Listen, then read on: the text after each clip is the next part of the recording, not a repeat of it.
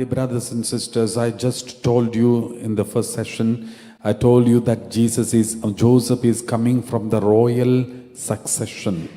He is the son of David and rightful successor of the kingship. There are so many sons for David.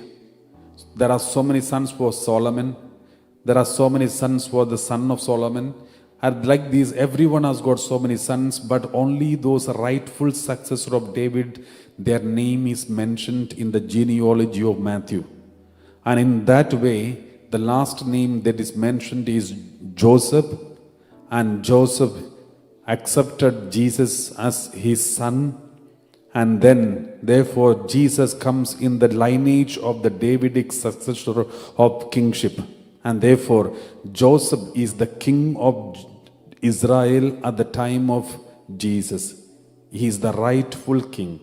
But unfortunately, there was no kingship of Israel existing at that time. And therefore, not many people knew about the kingship of Joseph. And not many people are aware of it. And there are so many reasons why not many people are aware of the kingship of Joseph. The succession of Davidic succession of Joseph, I will explain to you soon. Praise the Lord. Praise the Lord. And this Joseph, though he is supposed to be the king of Israel as a rightful succession of the royal family of David, but he was one of the poorest people, one of the poor families of Israel. He was coming from a poor family and he was a poor man. He was a carpenter. And Justin the Martyr, one of the church fathers, one of those people who wrote so much in the second century, Justin the Martyr has written about Joseph and also Jesus. And he said, Jesus used to help in the carpentry of Joseph. Jesus used to make plows and yokes. Jesus knew how to do the carpenter work, and Jesus used to support his father, because Jesus was well aware that his father is very poor. And therefore, Jesus used to support his mother and his father in their work. And my dear brothers and sisters, from the Bible we know that the carpenters, especially in the book of Sirach, chapter 38 and many other places, carpenters during the time of Israel, during the time of Jesus, they were very poor. They had to work hard day and night to survive. Praise the Lord. Praise the Lord. We read, that is also one of the reasons, Gospel Luke chapter 2 verse 24, we read like this. Gospel Luke chapter 2 verse 24, and they offered a sacrifice according to what is stated in the law of the Lord. According to what is stated in the law of the Lord. A pair of turtle doves. Or two young pigeons. Now remember, when Jesus was presented in the Jerusalem temple, Joseph and Mary, the parents of Jesus, they offered a sacrifice of a pair of turtle doves or two young pigeons. Why did they do? Why did they give a pair of turtle doves instead of anything else?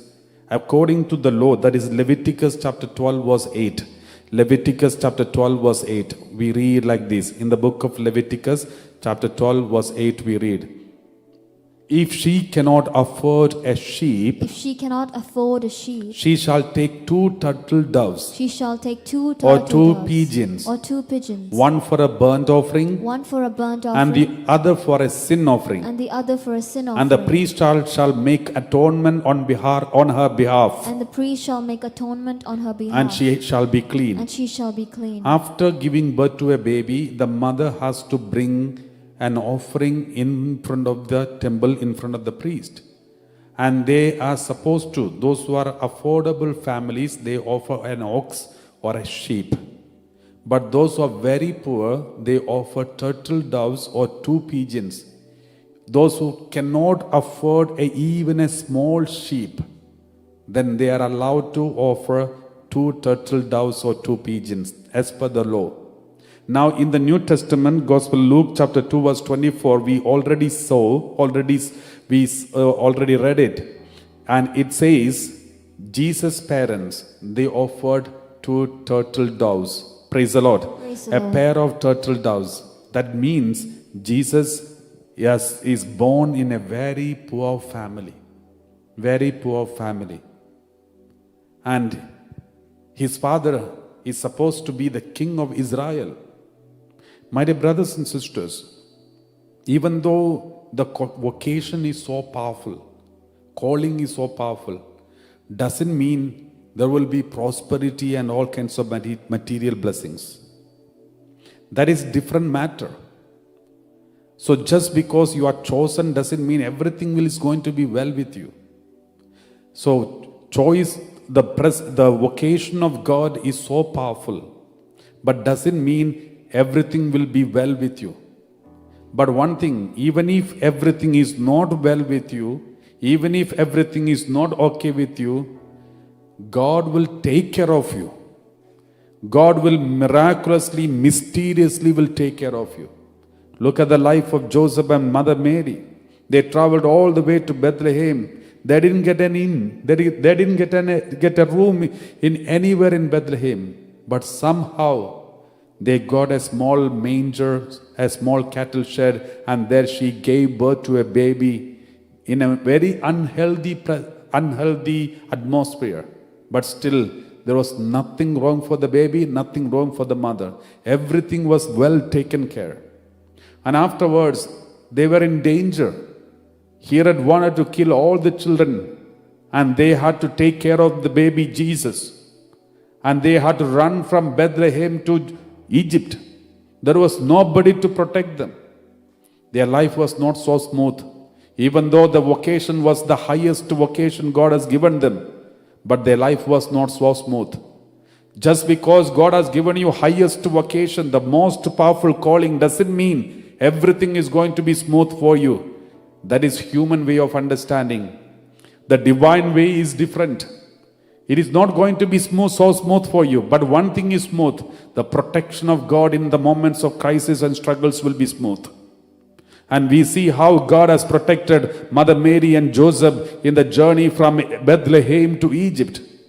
Just before that journey, the Magi, the 3 wise men, or maybe the wise men, it may not be 3, it may be more than 3.